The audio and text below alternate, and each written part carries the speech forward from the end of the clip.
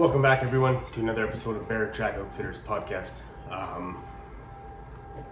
Wanted to get to do one a little sooner, but bear season is here, and I've been trying to get out and do a little bit of hunting myself. Took my boy out twice before hunters come in. First group of hunters come in 2 weeks, so me and a guide, we went up and we baited this last weekend, and it was still a little more wet than I thought it would be, but we managed to get in and get a few baits fired up. So I'm looking forward to running the fall season, the last kind of hurrah for bear anyway, before winter. So I'm anxious to get back in the woods, get back in the bush. We got seems like a good group coming this couple groups coming this fall, so I'm looking forward to it. So today I'm going to talk a little bit about I guess it'll be part one of just kind of dispelling bear hunting myths. On the way up this weekend, me and my guide were kind of chatting and just all the things that people have told us and the theories and myths people have about hunting bears, and so I kind of want to talk about just a few of those and if there's any validity to any of them. I'm sure if any of you out there are bear hunters, then you may have heard or even believe some of these as well. So this will just be kind of a part one. I think I have 4 or 5 that I'm going to kind of go over and just kind of talk about the way I see it. This isn't, my opinion isn't the be all end all. I have a ton of experience to back my opinion. That's kind of why I have my opinion. But one thing I've learned, and I'll kind of touch on this later too, is when it comes to bear hunting or hunting in general, there's no surefire way. There's no guaranteed, oh, you get this, you get that, you're gonna kill something. It just, there's no such thing as guarantee or certainties. So that's one thing I've learned. And so that I've kind of based my my beliefs on just the experience I've had hunting and guiding. And you can disagree, that's fine. Like I said, I'm not the final authority, I'm not the be all end all. If you disagree, comment down below and then let me know why you disagree, and I'm happy to have a conversation. I'm happy to be proved wrong if that's the case. So yeah, let's get into it and go over it. The first one is wind. So I've heard many people say that when it comes to wind, in regards to hunting bears, whether it's that bears don't like to move when it's windy or you need to cover your own scent. So right now I'll address the windy part, because a lot of people throughout the years, when it's real windy, the bears aren't moving, they don't move, and it's, you might as well not go sit in the stand. I often wonder where that comes from, whether they're taking their whitetail philosophies and moving them into bear or what, but I've never found that to be the case. For the most part, I think this one of all the points that I'm going to go over has maybe a little bit of truth to it, in the sense that smaller bears may or may not move. You have to remember, bears don't have threats, right? Like a small bear might be threatened by wolves or other big bears, but a big bear, like a big boar, he has no threats out there. He's got no danger. He's got nothing to worry about. So the wind's howling. What does he care, right? So generally speaking, like I said, this one is the only one that has maybe a kernel of truth to it, maybe, and that is, in my experience, smaller bears will move when it's windy. Generally not as much. Big bears will move. It doesn't matter. Calm day, windy day, it's not going to matter. Generally speaking, the bears that move on terribly windy days, those days where you're getting, tossed around in the stand. Generally, the bears that move during those days are bears you're going to pull the trigger on, because, like I said, they don't have any threats. They're not wary of anything around them. So the wind howling, it makes no difference to them.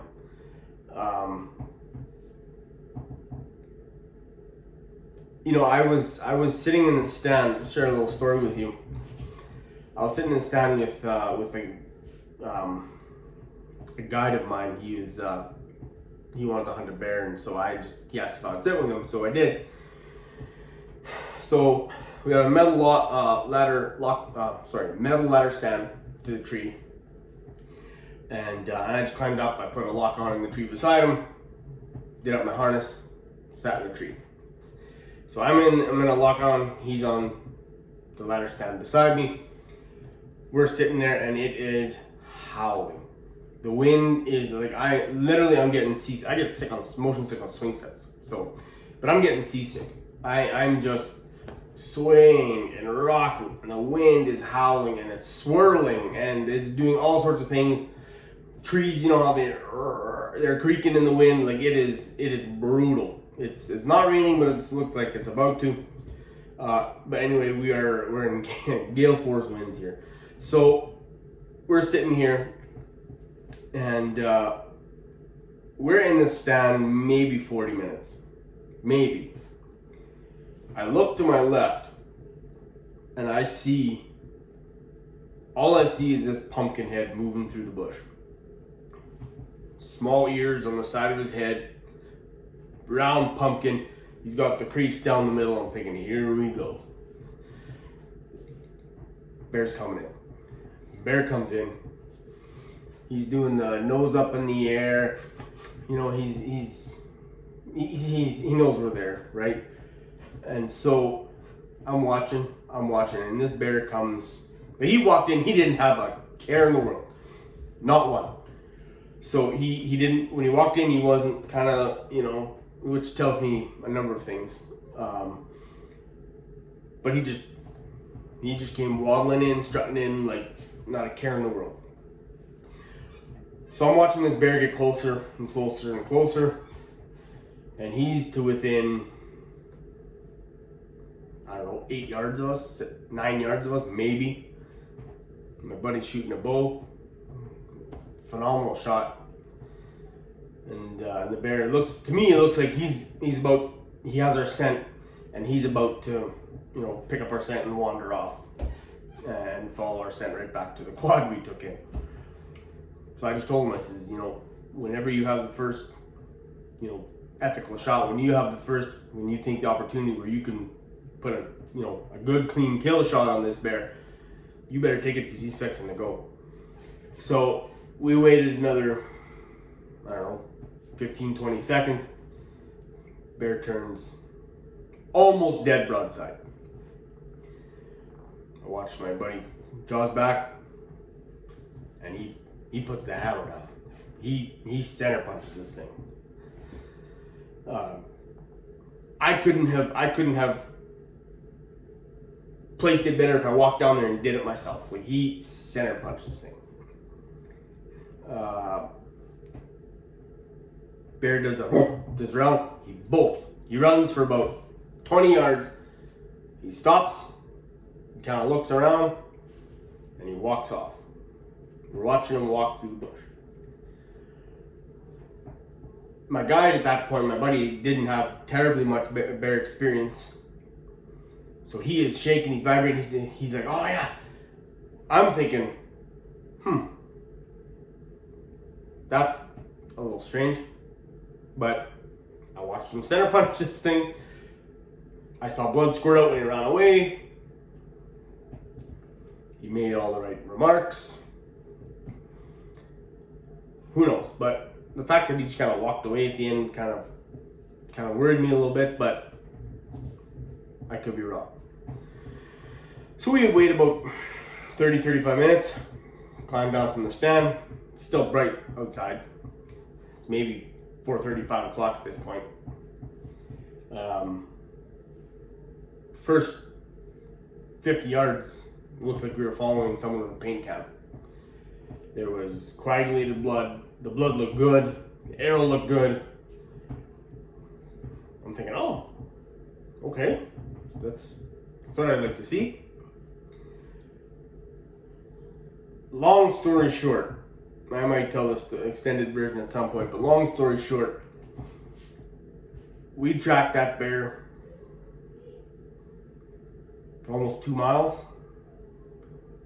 Granted, that's as the crow flies. From the GPS I had, from the stand to where we were, is 2 miles as the crow flies. Anyone who's tracked an animal knows you meander through the bush, right? You don't just walk straight. So we walked probably double, triple that. But as a crow flies, it was 2 miles. Now, I know from bear experience, after the first 100 yards, if you don't find that bear, chances are it's looking a little bleak. But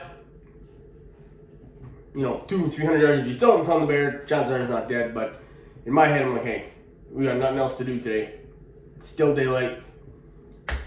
Nothing else we can say. We put in the best effort we could to find this bear. If we don't find it, there's no excuses. We did everything we could. So we never found him. Never found the bear. That was in springtime. Fall time, one of my hunters shoots that bear. He ends up killing that bear. So that was nice, a little bit of closure. I texted him right away because he wasn't working that week, and I just said, hey, found your bear. So that was nice, a little bit of closure. But yeah, it just,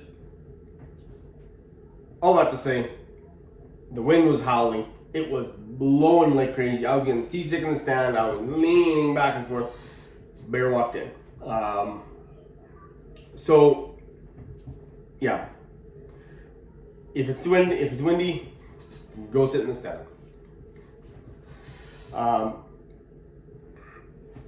Next one,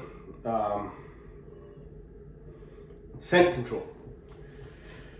This is a tricky one, because a lot of people might disagree with me here, and that's fine. That's fine. I've just seen a lot of real world evidence that has shaped my opinion. So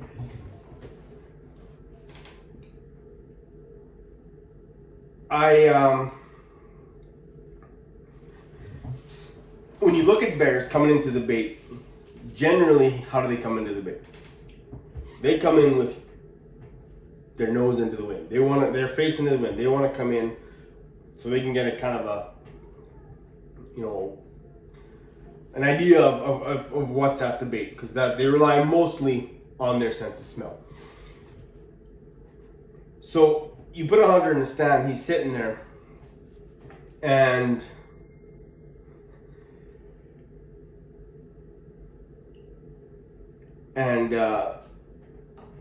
sorry, that threw me off. So you put it under the stand, and the wind's blowing right in his face, right? What does the bear do? They'll circle around and they'll come in from behind. It happens, again, there's no guarantees, but almost every time. Almost every time. I had a hunter in the stand this spring. I put him on a bait. It was Monday. I'm thinking, I'm gonna get this guy tagged out first day. Not that I don't like hunting later into the week, but the bait I put him on, we call it jug bait. There was at minimum 6-7 bears every night, almost all night. I'm thinking, oh, and there were 2 on there that were, I would have pulled the trigger on, and I'm picky.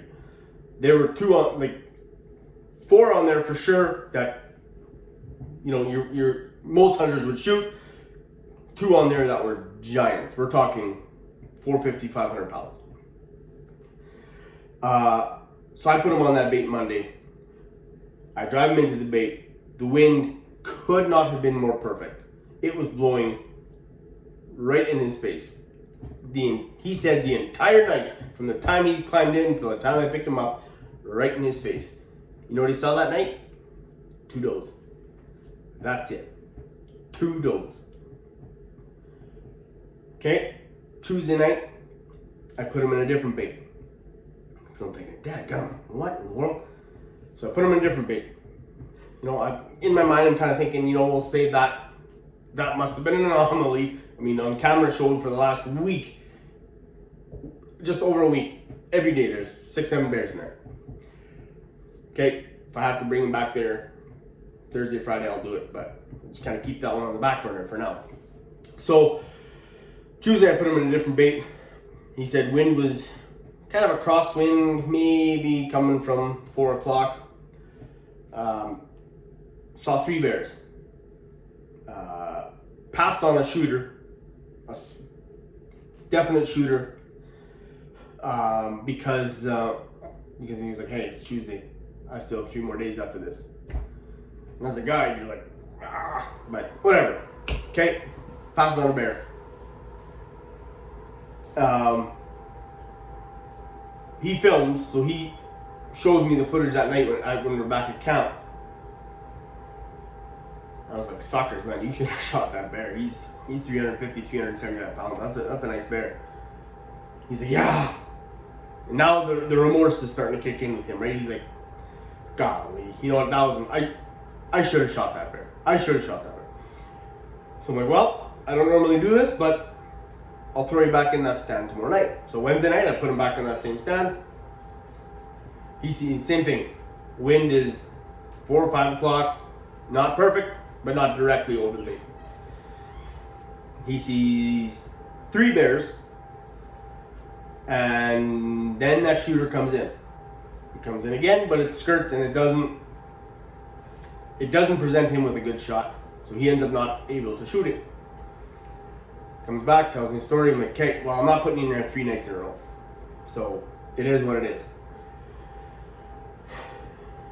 Thursday night, I throw him in a completely different stand.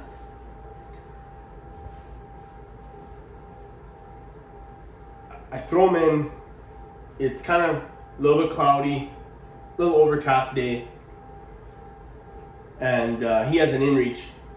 And we carry inReaches up there because we're in the middle of nowhere and there's nobody around and no service and nothing. So I like just peace of mind. My guide's wives, pieces of mind. We have inReaches, so if something happens, you can reach out to someone, to one of us. Anyway, so he had one, and so programmed my number in there, and he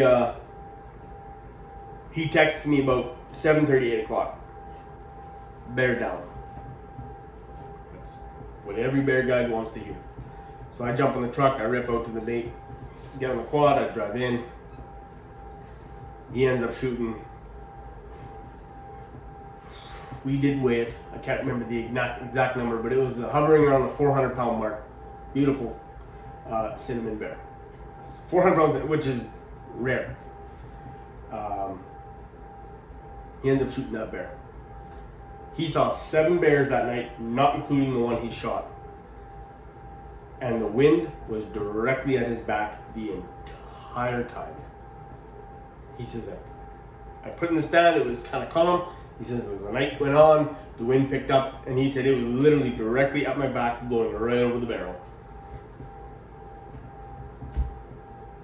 And the thing is, that's not a one-off. Again, like I said in the beginning of this episode, I gain these opinions from the real world experiences I have. Not reading an article, not talking to some Joe Blow. Boots on the ground experience. And so when I see stuff like this happening, day in, day out, week in, week out, year in, year out of guiding, a guy has no choice but to go, man, does wind direction in bear really matter? Does it matter? And again, I've had so many experiences like the one I just shared that I'm convinced it doesn't. I do not believe it does. Now, you can't go in there smelling like gasoline, but here's another one. So it was the week after that. I had 4 hunters, I shared this story in a different episode, but I'll share it again. I had an episode, 400s, my guy had one. It was a group of 4, they didn't want to get split up. I would have liked to split it up for ease, but they didn't want to get split up. It's their hunt, fair enough. So that's why I had 4 and my guy had 1. I think all my hunters were tagged out by Thursday. And I think by Thursday, each, they had seen about 15, 20 bears. My guide's hunter, by Thursday, picked him up Thursday, had still not seen a bear. Not one. Now, my guide was doing nothing wrong. I trained him, so he's essentially doing everything I do. I don't want to keep any secrets, right? It's not about me, it's about bear trap, right? It's about getting the hunters a bear. It's not about putting a feather in my cap. So I know he was doing everything right. So Thursday night, we get to talking in the lodge, having supper. The last of my hunters tagged out. And now he's really feeling bad because he's the last one. So he says, "What am I doing wrong?"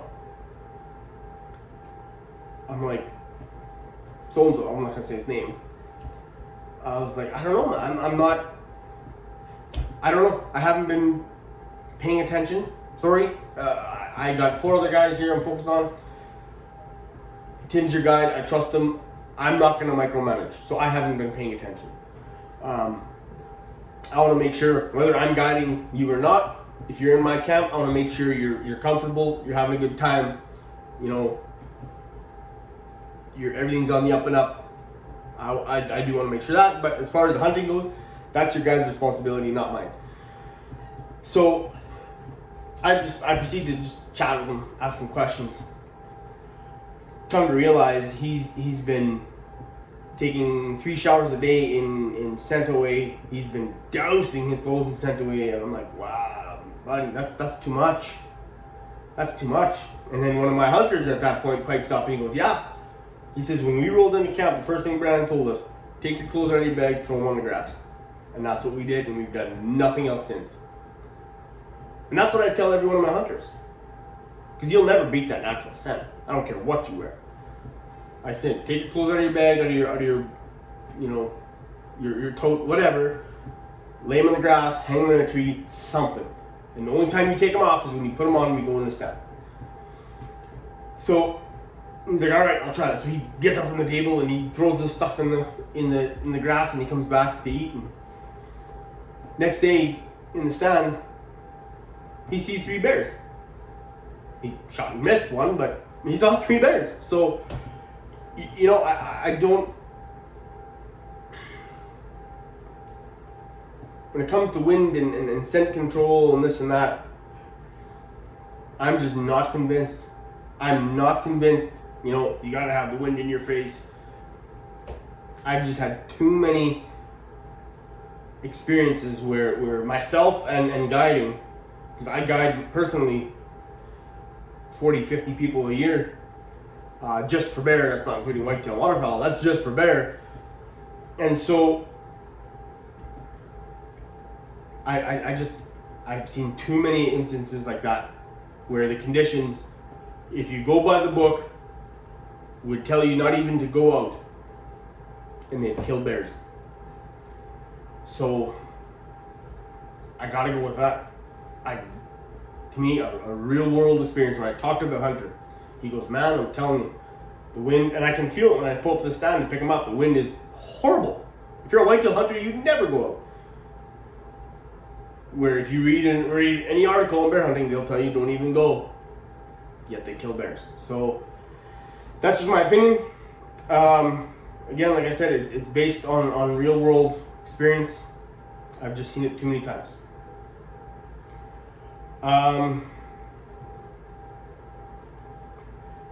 The next one was kind of scent control.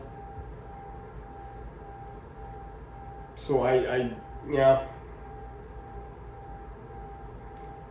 think I basically touched on that. So, throughout the process of the baiting season, we're going in there as guides, and we have hunters going in and out of there.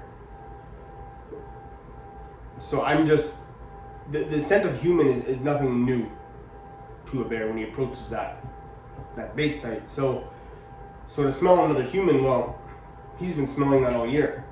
Now, granted, it's not the same human, but it doesn't seem to matter. From what I've observed, it doesn't seem to matter. It's like, oh, this guy smells like he's from Pennsylvania. I better not go in.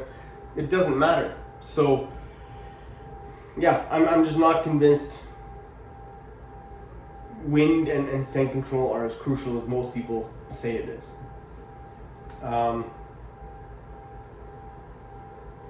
Even on my personal bait, I tried to think, well, maybe for your average weekend warrior who has his own bear bait, don't drag all your buddies in there to come watch you hunt or kill a bear or help you bait.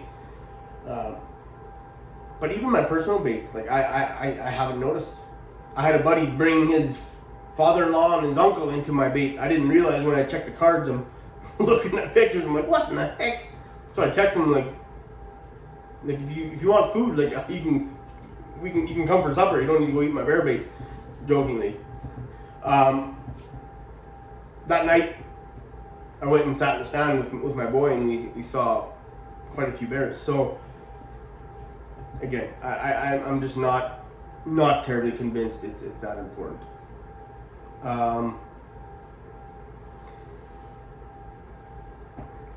Bears love bluebell skies. Number 3.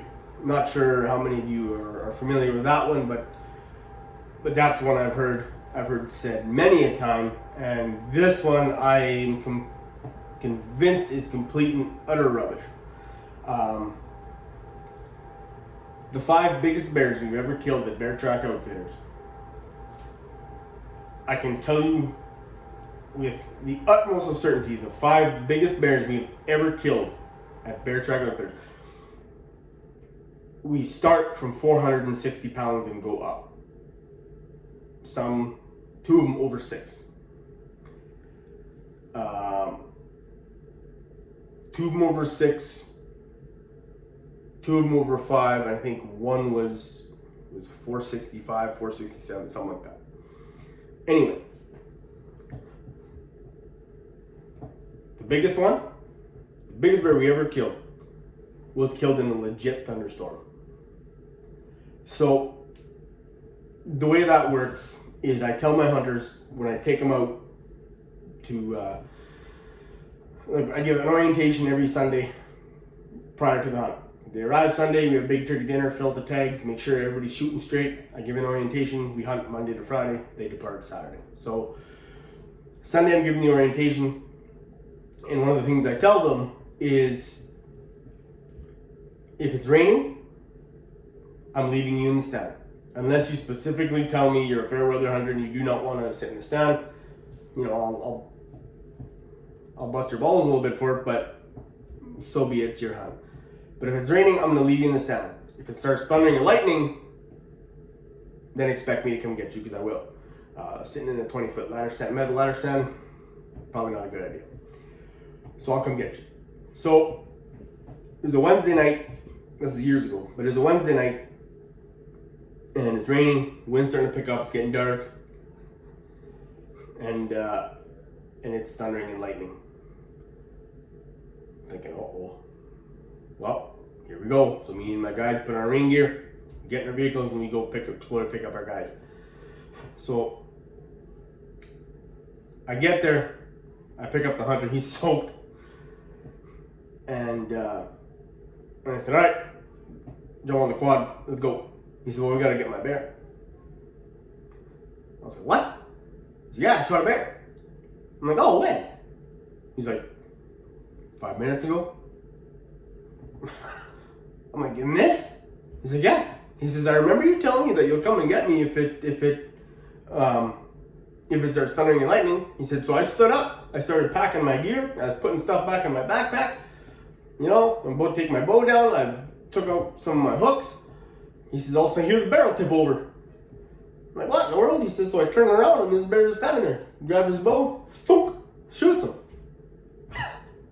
Middle of a thunderstorm. He said it's thundering and lightning, pissing rain. Shoots his bear. Biggest bear we've ever killed to this day. In 18 years of guiding. That's the biggest bear we've ever killed. And the other ones, yep, giants. So this, bluebell skies mean dead bears. Nonsense. Wives' tale at best. It's a complete and utter myth. I don't buy it for a second. This is the one. People go scent control. I can see merit to some arguments. Manage the wind direction. Okay, I can wrap my head around why people believe those two. But this one, dead bears, bluebell skies mean dead bears. I can't figure out for the life of me why people believe this one. It's not like the bear cares. What else is he gonna do?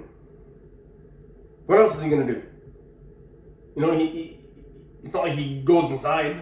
Like, he's outside anyway. Might as well get something to eat. So, yeah, no, we've had many a bear killed in cloudy, rainy days. Last fall was one of the top 5 big bears. It wasn't thundering and lightning, but it was sure raining and windy, and he kills this big bear. So,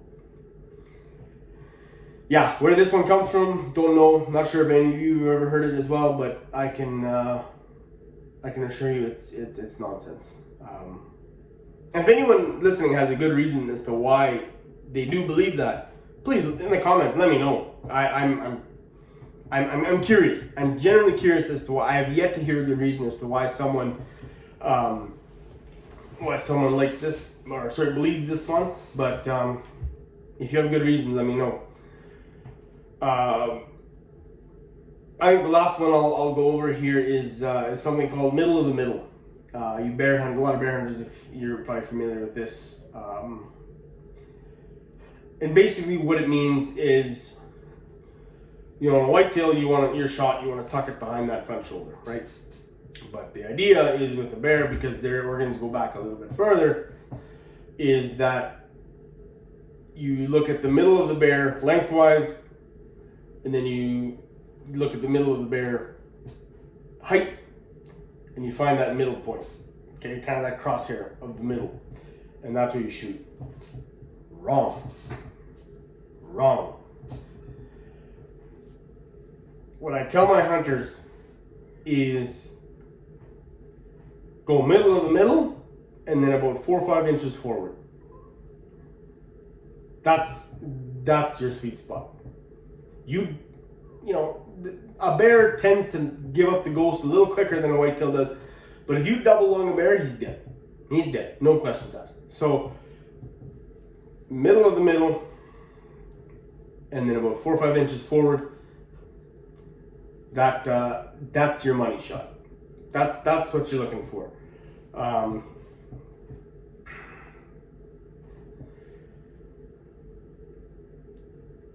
So there's a few others that I want to I kind of want to go over as well.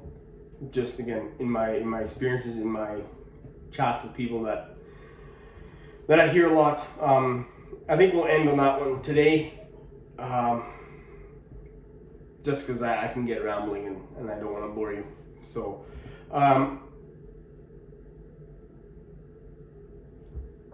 again, I want to reiterate as well, we hunt bears 10, 12 weeks out of the year steady. And there's one thing I can tell you is there are no certainties. There's no guarantees. There's no hard and fast way to do things. I have my ways, other guys might have theirs, and I'm sure they both work.